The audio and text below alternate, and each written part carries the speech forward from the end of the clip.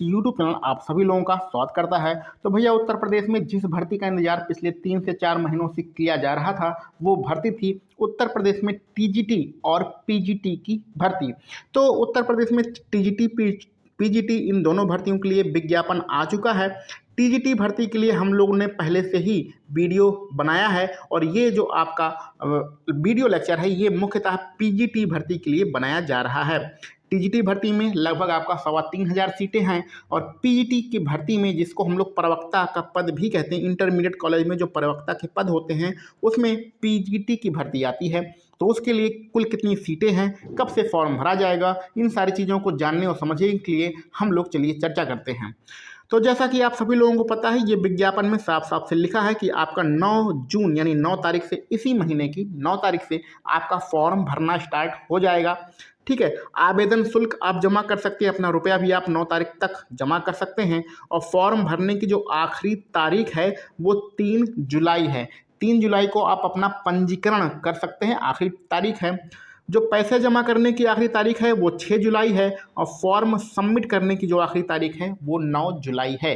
तो हमें रजिस्ट्रेशन की ये 3 जुलाई जो लास्ट डेट है इसका इंतजार बिल्कुल भी नहीं करना है। 9 तारीख से आपका रजिस्ट्रेशन स्टार्ट हो जाएगा। तो यानी कि 9, 10, 11, 12 अगले 4-5 दिनों के अंदर ही अपना अपना पूरा रजिस्ट्रेशन करके पैसा जमा करके फॉर्म सबमिट कर लेना है। लास्ट डेट का इंतजार नहीं करना है क्योंकि सभी लोगों को पता है कि लास्ट तारीख में क्या होता है भैया, आपकी साइट बैठ जाती है तो फॉर्म भरना बहुत ही ज़्यादा मुश्किल हो जाता है। अब चर्चा करते हैं कुल कितने पद हैं। तो उत्तर प्रदेश में जो प्रवक्ता के पद हैं टोटल 624 पदों के लिए भर्ती आई है।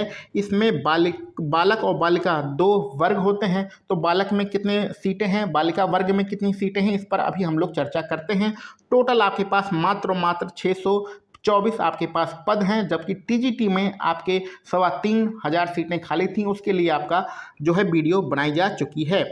तो YouTube चैनल पर जाके अगर आपने टीजीटी भर्ती के लिए जो सीटें हैं, जो वीडियो है वो नहीं देखा है तो उसको आप देख सकते हैं।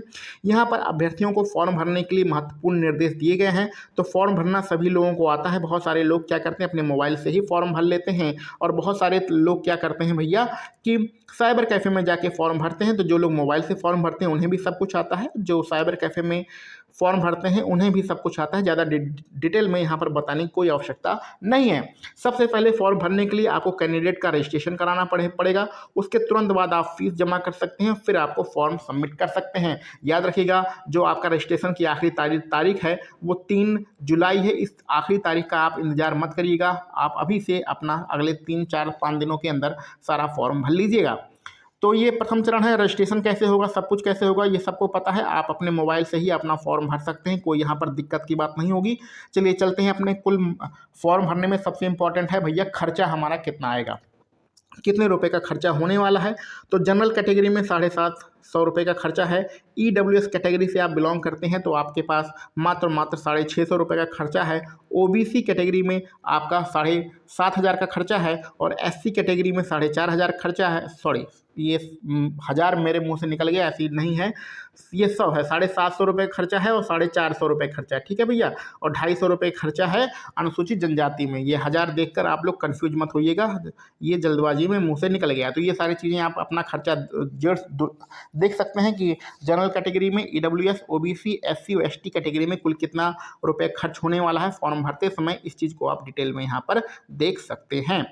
चलिए फॉर्म इसके बाद सबमिट होगा। फॉर्म सबमिट करना सब लोग जानते हैं। यहाँ पर फ़ोटो के बारे में बताया गया है कि फ़ोटो यहाँ पर किस प्रकार से लगेगी। तो ये सारी चीज़ें आप इससे पहले बहुत सारे फॉर्म भरते हैं, सारी डिटेल में आप जानते हैं। कोई भी डिटेल में यहाँ पर हम लोग बता नहीं रहेंगे। अगर आपके पास कोई प्रश्न हो तो उसको आप कमेंट बॉक्स में लिख दीजिएगा, वहाँ पर सारे प्रश्नों का आंसर दे दिया जाएगा। टोटल आपके पास कुल कितनी सीटें हैं, 624 सीटें हैं कुल रिक्त पदों में, ये लिखा गया है। आयु की गणना कब की जाएगी, आयु की जो गणना की जाएगी वो आपका 1 जुलाई 2022 से की जाएगी। तो 1 जुलाई 2022 जो कि आपका लगभग 20 दिनों के बाद आने वाला है, उसमें आप 21 वर्ष कंप्लीट होने चाहिए। आपकी उम्र कम से कम 21 वर्ष होनी चाहिए ये फॉर्म भरने के लिए। इसके अलावा आपको 21 से 40 साल इसकी उम्र होती है। अगर आप SC कैटेगरी में हैं या OBC कैटेगरी में हैं तो आपको छूट भी मिलती है, उसकी चर्चा हम लोग आगे बढ़ते हैं। शैक्षणिक योग्यता की बात हो रही है। शैक्षणिक योग्यता में आपको पता होना चाहिए कि आप पीजीटी का फॉर्म भरने जा रहे हैं, यानी कि पोस्ट ग्रेजुएशन आपके पास होना चाहिए। जिस सब्जेक्ट से आप ये फॉर्म भरेंगे उस सब्जेक्ट में आपके पास पोस्ट ग्रेजुएशन की डिग्री होना चाहिए। चलिए आगे बढ़ते हैं, बात करते हैं ये किस पे ग्रेड की जॉब है। तो पीजीटी आपका 4800 यानी 4800 पे ग्रेड की जॉब होती है। और पे स्केल कितना होता है, 47,600 से लेकर 1,51,100 तक आपका पे स्केल होता है। और ये जो 8 लेवल होता है उसकी जॉब कहलाती है। तो आप ये पे ग्रेड से मतलब रखिएगा, आप नौकरी मिलेगी तो ये सारी चीज़ें आप जान जाएंगे क्या होता है। अभी इससे आपका कोई मतलब नहीं है। अभी हम लोग जो प्राथमिक में काम करते हैं वो होता है आपका 4200 पे ग्रेड। तो हमारा जो जॉब है प्राथमिक शिक्षक की वो 4200 पे ग्रेड है। इसके ऊपर होता है टीजीटी, वो होता है 4600 पे ग्रेड। और उसके ऊपर होता है पीजीटी जो कि आपका 4800 पे ग्रेड की जॉब होती है। ठीक है, ये एक क्रम बना हुआ है। चलिए आरक्षण की बात करते हैं। आरक्षण ध्यान से देखिएगा कि आपका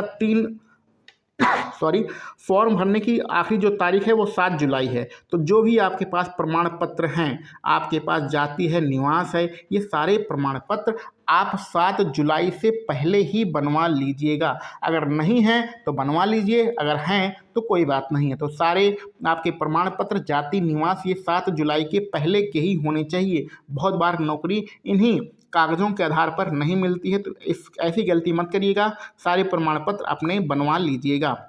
ठीक है, चलिए आगे बढ़ते हैं। ये सबका लिखा गया है किसका क्या लगेगा। और यहाँ पर एक चीज़ बता दें कि ये आपको मिलेगा कहाँ पर।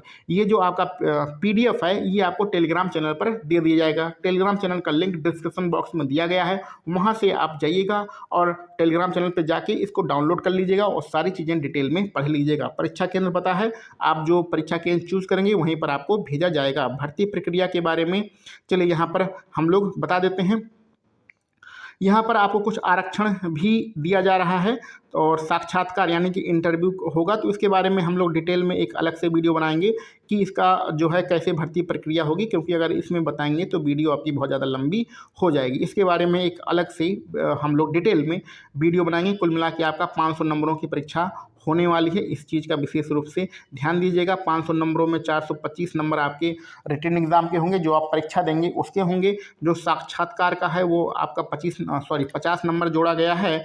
और जो स्पेशल आपके पास योग्यता होगी, जैसे डॉक्टर की उपाधि, एमएड या बीएड, इस प्रकार के जो योग्यताएं होंगी उसके आधार पर आपको 25 नंबर दिया जाएगा। तो कुल मिला के आपका हो गया 500 नंबर। 500 नंबरों की आपका एग्ज़ाम होगा। ठीक है, आपके कुल कितने प्रश्न आएंगे, 125 प्रश्न आएंगे। 125 प्रश्न में एक प्रश्न पे आपको 3.4 नंबर दिया जाएगा। तो कुल मिला के आपको 425 नंबर दिया जाएगा। 25 नंबर आपको किस हिसाब से दिए जाएंगे, तो ये ऊपर लिखा गया है 25 नंबर इन सारी स्पेशल योग्यताओं के आधार पर दिया जाएगा। और 50 नंबर किसका होगा, 50 नंबर होगा भैया इंटरव्यू का।